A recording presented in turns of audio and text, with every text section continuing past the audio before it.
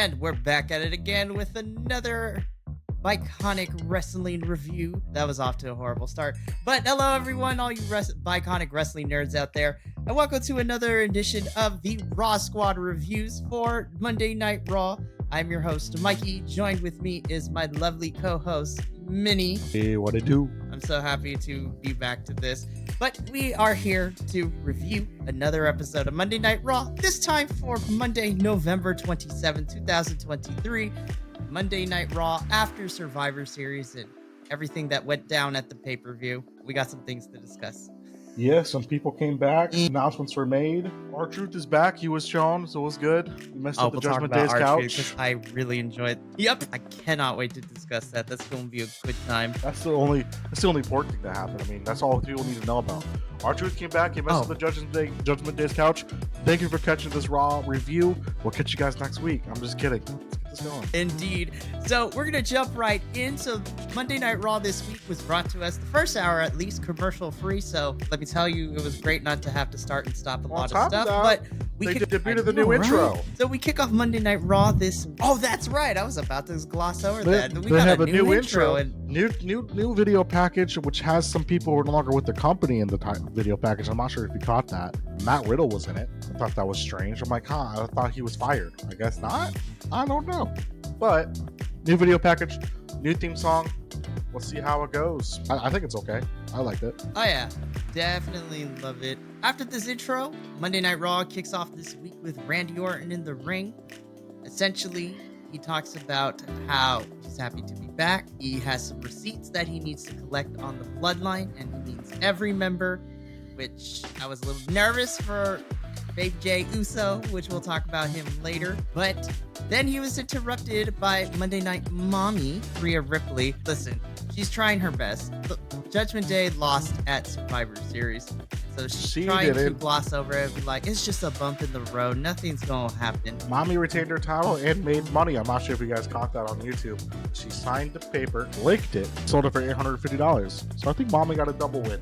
But yeah, it's like one of the few times I've seen Rhea shut down on the mic because Randy hit her with Mommy is like, this is Monday Night Mommy, this is Mommy show, and Randy hit her with the Daddy's back. I popped so hard for that. That was so fun. Randy Orton hasn't missed a step, man. Crowd was chanting the "Who's Your Daddy" chants. I love it. Again, Randy Orton hasn't missed a step, so it is a beautiful thing.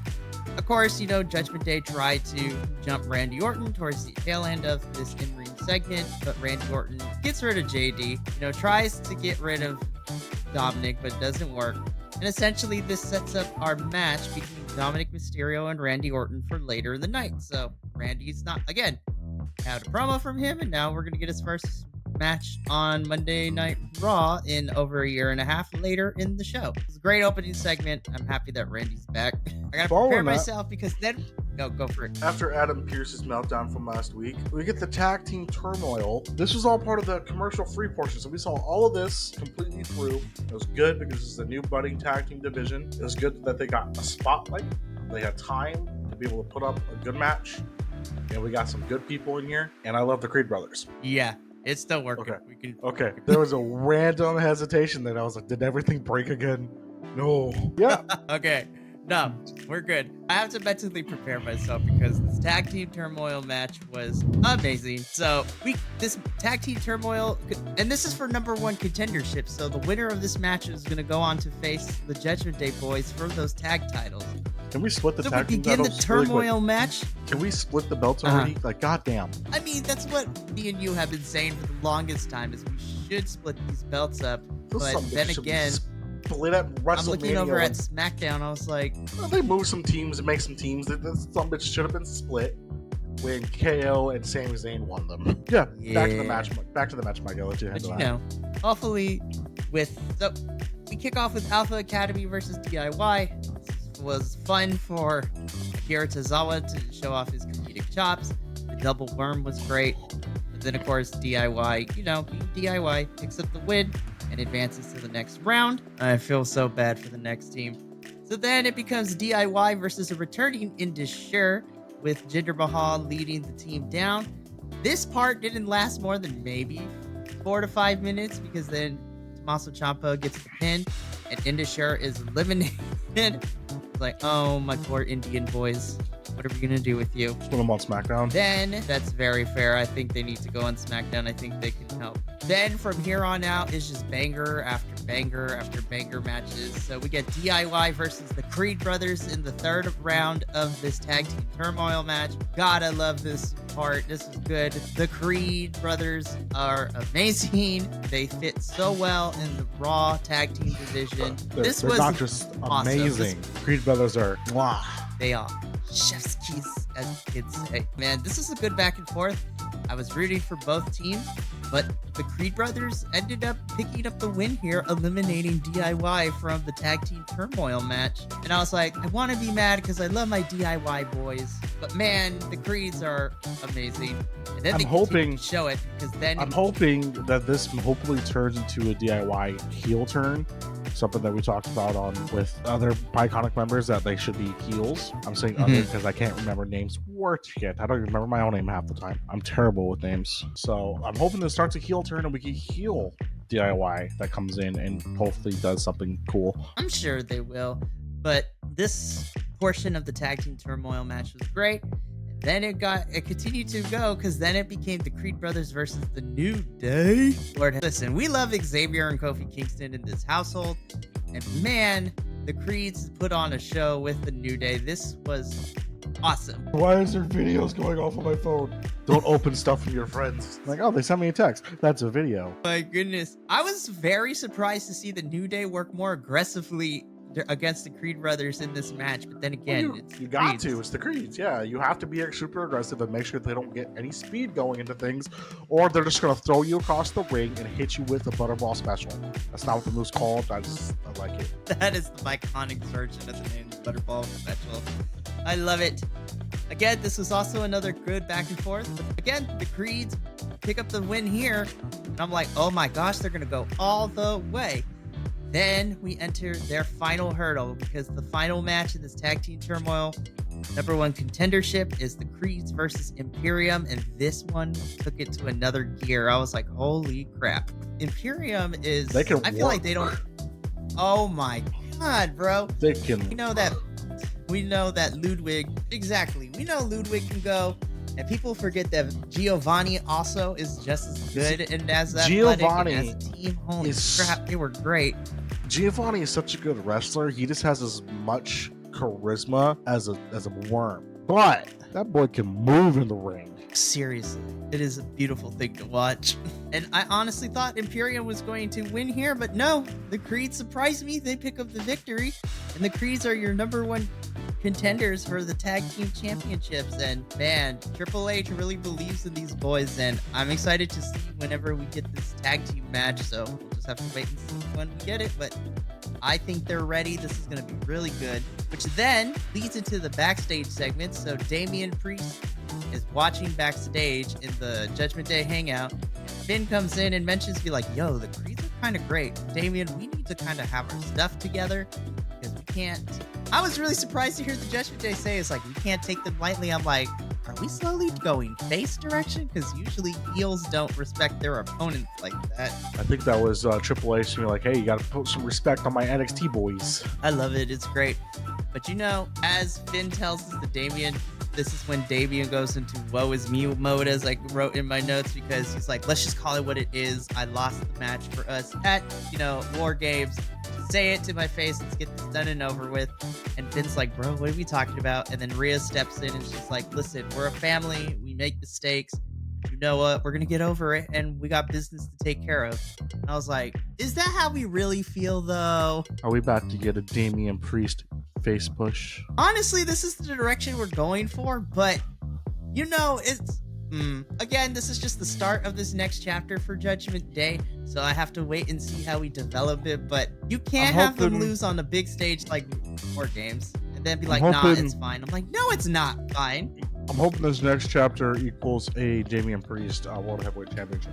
Please give me... Oh, I would love nothing more than those. Yeah, I would love nothing more than that, but a certain someone's return may or may not put a wrench in the works with it, so we're just gonna have to wait and see that one. If we get this is a quick side thing, if we get CM Punk, Seth Rollins, night 2 WrestleMania. CM Punk wins. Damon Priest comes out, cashes in, then beats Punk. I mean, I don't think anybody's against that, except for maybe Punk. I don't think Punk cares as long as he gets his main event WrestleMania spot. That's all he really wanted to put his first run. yeah. So I'm pretty sure he'll be there at WrestleMania in whatever capacity that is, though. We're just going to have to wait and see. So technically, this ended the first hour of Raw. So then we were back to commercials and picture, which was my bane of my existence. But next up, the American Nightmare. Cody Rhodes is in the ring, and essentially what this amounts to is that he declares himself the first entrant into the 2024 Royal Rumble, which I was surprised. Not like we're not winning this, but it's okay. But I'm excited to see Cody in the Rumble this year. So this is in 2024. It's going to be great. Then the lights go down, and we get anime villain Shinsuke Nakamura say that Cody is the one that he's been waiting for, and he's going to bring the chaos to him. Then we head back to the ring. Lights go up. Shinsuke's behind Cody, and as Cody turns around, Shinsuke red mists him in the face as this Shinsuke stands tall at the end of this segment. God, I love this anime villain Shinsuke. Yes, third. That's all I gotta say about that. So then we get into our obligatory weekly big men hitting big men meaty meat match as Bronson Reed took on Ivar, the War Raiders. God, this was a lot of meat in the ring. Seriously, it was. They broke the LED ring apron. I think it's Ivar. I was like, oh, this is amazing. Yes, the match ended in a count out. So they fought they went to the timekeeper's area, went to a double count out, and they continued to fight. Bodyguards came to try to break it up, and then they were using the bodyguards as weapons against each other. This is a great big man feud. We need more of this. I like the Viking Raiders, don't get me wrong. So whenever his partner comes back, I hope they continue to be great. But right now, I want more Bronson Reed versus Ivar. Give me more big men do big men things. Big E, I hope you're laughing about this because this is incredible. I know you love all of this. Seriously, I love it. This was a lot of fun. This was good. So from here, we get a backstage segment, or at least earlier today's segment, where we see Nia Jax, Shayna Baszler, Zoe Stark. Nia Jax is basically picking a fight with Shayna. Zoe steps in and says, I'll take you on tonight. Nia Jax is perfect. So that's what we're going to get next. But then we lead into probably the funniest segment of the whole entire night. The Judgment Day come back from checking on JD, who got attacked by Randy Orton earlier. They come back to the hideout with JD. And we find that R-Truth has desecrated their couch with powdered sugar for eating jelly rolls. God, this segment was gold. The boy Jelly Roll was in the crowd. That he was. Our boy Jelly Roll was in the crowd tonight, and we'll talk about him later. It's setting up a match between JD McDonough and R-Truth, so I'm hoping we get a little bit more of that boy in the ring. But he was hilarious, seeing talking about war games like he was in the match, and he was like, oh yeah, did you guys win? Oh, you guys won, didn't you? And pure look of depression on Damian Priest's face, and there's just get out. You want a jelly roll? No, get out. And Finn's he ruined the couch. It's way to rub salt in the wound. Man, R-Truth is a national treasure. We need to protect him at all costs. But R-Truth leaves, and so listen, more Judgment Day and R-Truth shenanigans would be great. Which then leads into a short but pretty fun match between Nia Jax and Zoe Stark. Again, I'm a big proponent for Zoe. I think she had a good showing at Survivor Series. This match was fun, but of course, Nia Jax ends up taking her down for the win. Again, I think this was a fun match. Zoe continues to prove that she's awesome, but of course, we got to keep building up Nia because I think it's going to be Nia versus Rhea at the Royal Rumble for the title, but who knows? As long as Mommy wins. Oh, Mommy's not losing that thing until WrestleMania. I think she's holding that title until WrestleMania. Alrighty. So from here, we see Imperium arguing with each other, and then the Ring General, Gunther, comes up walking to them and basically tells them, hey, I need you two to get your stuff together and fix this DIY problem. I'm like, but DIY didn't eliminate? Okay, whatever. I was like, oh, that's fine, whatever. If it gives us a DIY feud and they're on the TV, whatever. I am in agreement with DIY versus Imperium is a feud that I can watch all the time, and it would be great. So Imperium leaves, and as Gunther's ready to leave, he turns around, and The Miz comes walking up to him. And Miz tells Gunther, you know what? I heard what you had to say at the press conference after Survivor Series. You said that the next person who needs to challenge you for that Intercontinental Championship needs to challenge you directly in front of their face. Well, here I am. So Miz is looking for another chance at that title. Gunther last, he gives Miz his flowers, saying this is like, I have to give you credit, but there's nobody who could stand inside the ring with me, and that includes you still, and then walks away. So again, I'm not mad if we run this back, Miz versus Gunther round 2, but we shall see, because honestly at this point I have no idea who would be able to take the title off of him. Randy Orton. I could see that. And actually, I wouldn't be mad at that. Or Drew. I think I would like that, actually. But I mean, Gunther is your longest reigning Intercontinental Champion, and hopefully we'll see what happens next. Okay, so now, the World Heavyweight Championship picture is getting a little muddied right now because Seth Rollins comes to the ring, everybody's singing his song, and then fans are chanting CM Punk, and before he starts proper, Seth Rollins, like, takes a dig at CM Punk and is like, it's like, go ahead, get it out of your system. I'm not going to waste any more breath on somebody.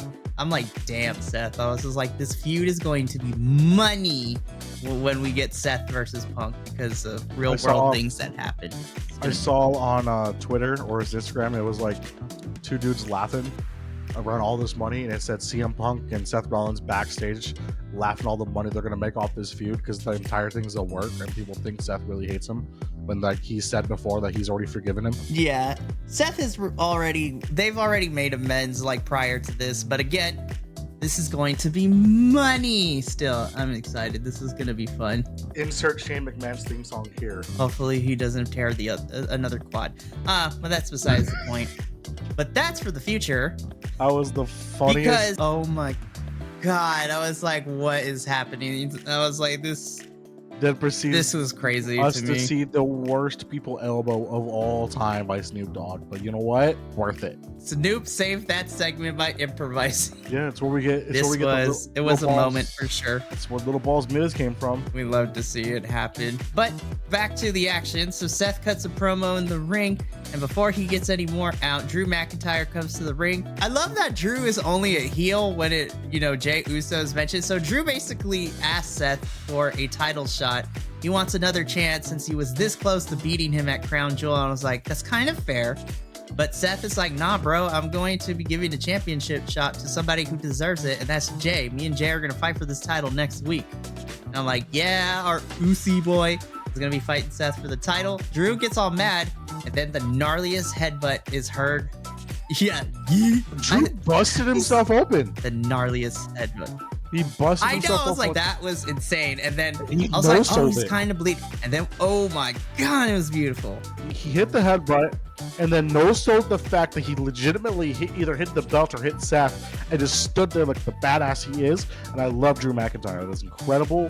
Give me more Drew McIntyre. Oh, absolutely. I thought, again, I love the slow burn that we're getting for his eventual heel run, which, continues because the backstage segment that happens next, Drew McIntyre is walking backstage and he has a run-in with Sami Zayn. And damn, Sammy was just like, bro, I need you to chill. Drew tells him, it's like, you don't know what it's like to be a champion. I'm like, damn, Drew. I'm like, that's kind of fucked up. But I'm like, that is mess.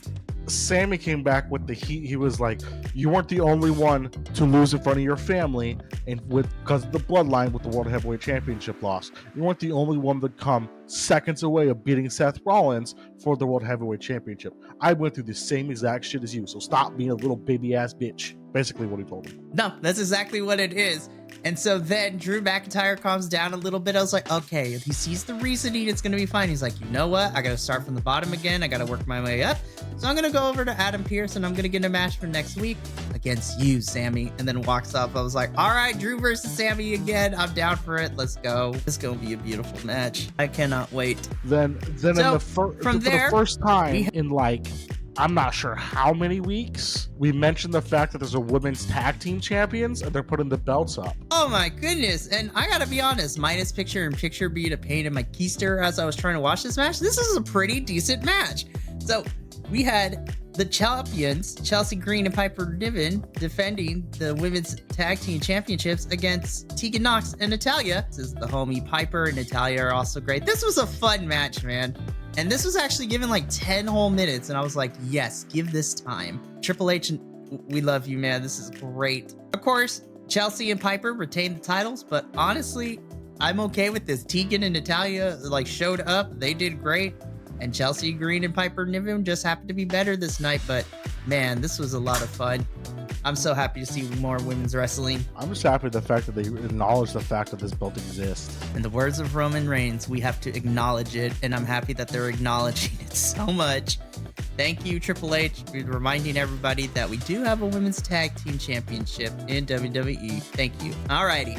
So now we're heading into the final stretch of things.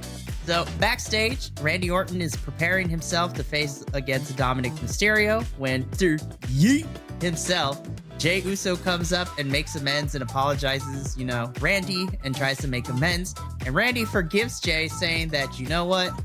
Like, it's in the past. As long as you're out of the bloodline, we're good. So I was just like, so Jey Uso is safe for now. No, Randy's going to hit him with an RKO out of nowhere one of these days. Randy Orton will be Randy Orton. It's going to be next week during his match against Seth. Randy's going to come out and RKO him and cost him the belt. They're like, sorry, had to do it. Like that. You know what? Either way, whether Randy does that or not, I'm just like, I'm excited, but it'd be more fun if Randy's just like, I wouldn't be surprised, but it's going to be great. It's good to see him wrestle again. Randy Swolton versus Dominic Mysterio. That is his nickname now, is Randy Swolton. Dude, he's gone so big. We talked about, yes, that is something we talked about during the Survivor Series review. I was like, what did you said he put on like what, 10 to 15 pounds of muscle to support his back after all that spinal surgery that he had. I don't know. My internet stopped working. I couldn't finish the recording. So, but man, I was just like, it was okay. So we could go on a small tangent. It was crazy to see that he was as big as Drew McIntyre standing, face to face in that War Games match. I was like, Lord have mercy, Randy Orton is about the same size. Yeah, people forget how tall Randy is. Randy is a tall glass of water as a big man. And then he was always super tall, super lanky, but it fit.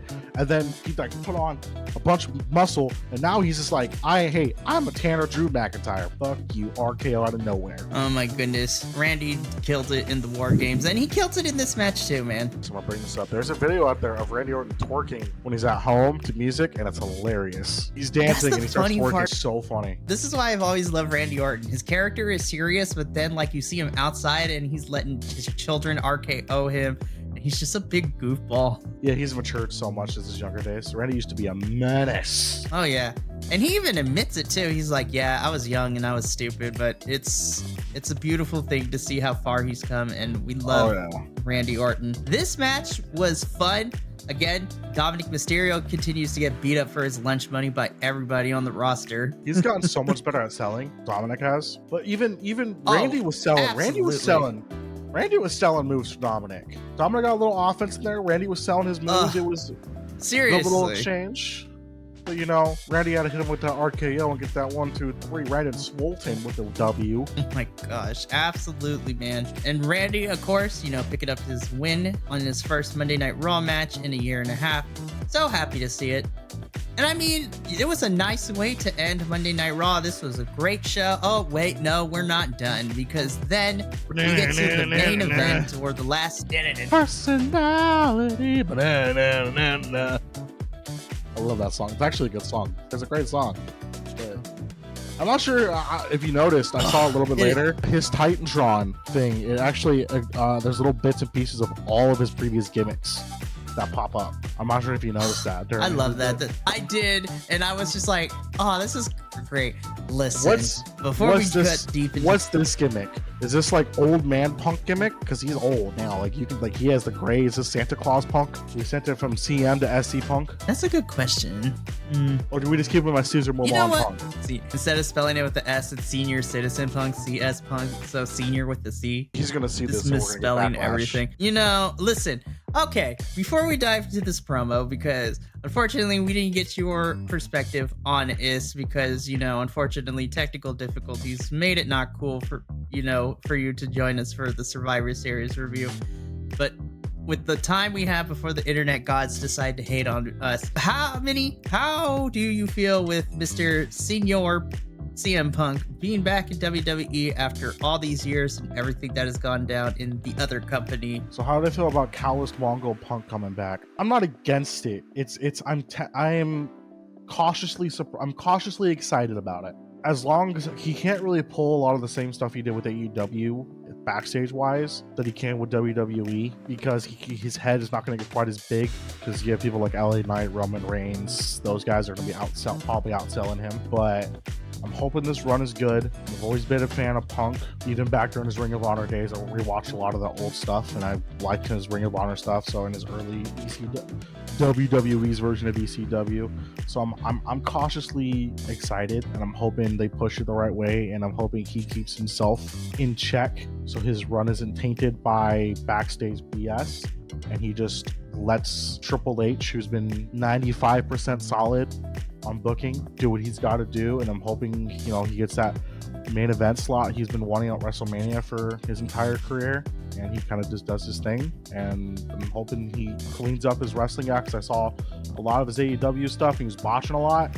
so I'm hoping he cleans himself up, he gets himself back to where he needs to be, and I'm hoping he shows that he can put on those matches he wants to put on with the people, because I know him and Seth Rollins are going to tear it. I want to see him in there I want to see him get in the ring with it, shake it down, get it down with it. Hoping he does it the right way. So yeah, best way to describe it is I'm cautiously excited. Thank you for your thoughts, and I'm happy to have them, my friend. So now let's just jump into this promo proper, which wasn't a lot, because they're gonna slowly roll Punk out. You're not just have him go off 100% yet. But this promo, basically, he thanks the fans. He says he's home.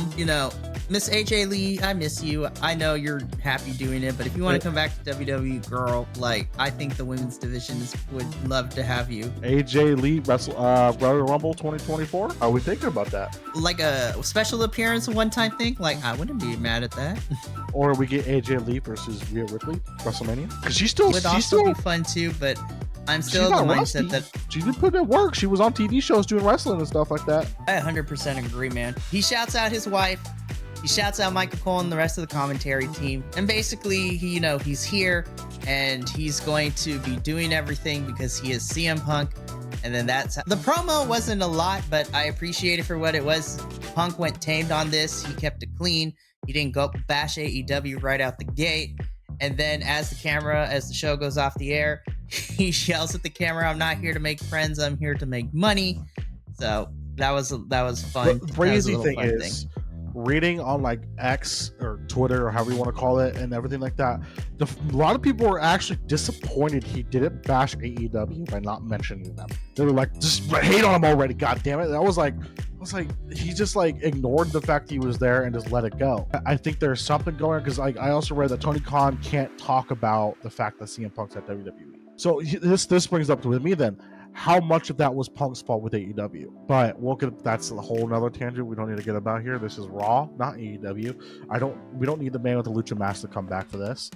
But yeah, that's a whole nother tangent. Maybe we'll talk about that on the official Biconics Wrestling podcast, where you can probably hear us talk about that and put on our conspiracy tinfoil hats and go crazy. But yeah, I thought it was for sure. We'll definitely find a way to have that conversation, because exactly. I thought this promo needed to be what it needed to be, especially for CM Punk's first promo in WWE after being gone for 10 years. And this is exactly what it needed to be. And I need the internet to calm down and let it simmer. And as the kids say, let it cook for a little bit to see what we get, because I'm excited to see what the future holds. And I'm now the mindset that Punk is winning the Rumble, but we shall see. But that's neither here nor there. I just hope his first match isn't going to be 19 years down the line, like they're doing with with Jade. How do you pronounce her last name? I forgot. Is it Carnegie or whatever it was? She still hasn't. She hurt, coming off an injury with AEW, come over here and just resting, and then, or they just waiting to use her for something, because I've not seen her. Has she wrestled at all, or did I miss something? No, Jade hasn't wrestled yet, but honestly, I think 2024 is going to where we get Jade. So I wouldn't be surprised if they're holding her off until, the Royal Rumble to have her in there. But because Well, this is WWE related, so we could talk about this before we go into our ratings. It's been reported that she's been training at the Performance Center where all the NXT kids are, and she's been working closely with Roxanne Perez, which makes me happy and it's a good fit to train Jade because of all the girls in NXT right now. Roxanne, Blair, and Meiko Satomura are probably the top three girls top three women who already know the business and are very good at it. And to have Roxanne work with Jade, I think is phenomenal. It's great. But yeah, I think we're waiting until 2024 to see Jade. I'm hoping she comes up soon because it's like such a huge thing. We've seen her on TV like 3 times. I'm excited. I can't wait for Jade. But now let's go into our ratings. I'm gonna let you go first. So why don't you give me your final ratings for this episode of Monday Night Raw? What's the rating for what do you use for Raw? Because on SmackDown's minis, is this a mini too, or what is this one? You know, we haven't really come up with an official rating schedule for Monday Night Raw, and we want to keep with theme. So what would we rate this for Raw Squad? I guess let's get it out of 10. Let's use the rating scale of 10. Oh yeahs, because Slim Jims. 10 Slimmies. 10 Slimmies. No, out of 10 Slimmy. Oh, we'll combine Slim Jims and Little Jimmy. So how many Slim Jimmies are we gonna give this show? I'll give it an 8 out of 10 Slim Jimmies. It's actually one of the better Raws that we've had in a while. The energy feels a lot better overall for everybody. Everybody seems to be more energized and putting on more matches. It doesn't seem like we're not going through the motions quite as much. It seems like this is the first true steps in Papa H retaking everything over again. Well, absolutely. I totally agree with you. And I'm also going to give this an 8 out of 10. I thought all the matches were great. The first hour was probably my favorite of the 3, but everybody seems to be happy in what they're doing. Randy Orton hasn't missed a step. Punk did what needed to be done in terms of coming back, and I'm excited to see what that leads for both of them. And, we're building new stories. We're finally out of the vortex of Judgment Day versus some iteration of Sammy, Jay, Cody, and all that mess for now. So I'm happy that we're getting more new stories. So this is going to be good. But that is going to bring us to the end of this week's Raw Squad review. I was so happy to review this with you, my friend. I am so happy to be back to this. That didn't fail us. We're good. Right. Thank goodness. So if you enjoyed this review and you want to check out other reviews for both the weekly shows and the pay-per-views, make sure to hit that subscribe button, bell notification, tell your friends about us, and make sure to share everything and anything over here at the Biconics Wrestling YouTube channel. Follow us all over the social medias at bcwrestlepod to stay up to date when reviews go live. It's from out of context clips, some fun behind the scenes stuff, and just overall shenanigans is great. And then, last but certainly not least, make sure to subscribe to wherever your favorite podcasting station happens to be, and follow the Biconics Wrestling podcast, where we talk everything and anything wrestling outside of the TV and pay-per-view reviews. And I'm excited for this upcoming weekend at the time of this recording because we're going to be doing our 2023 in review episode where we're going to discuss the best and the worst of the year. I'm so excited. That's going to be such a long recording. Yes, so I'm telling the Biconics boys now in our private chats, they need to prepare themselves, grab some food, grab some snacks, bring some tissues if you're gonna cry, because it's about to go down. It's gonna be such a fun episode, but a long one for sure. But from myself and my lovely co-host Minnie and the rest of us boys over here at the Biconics, remember, take care of yourself, love one another, and as always, stay Biconic, you beautiful best.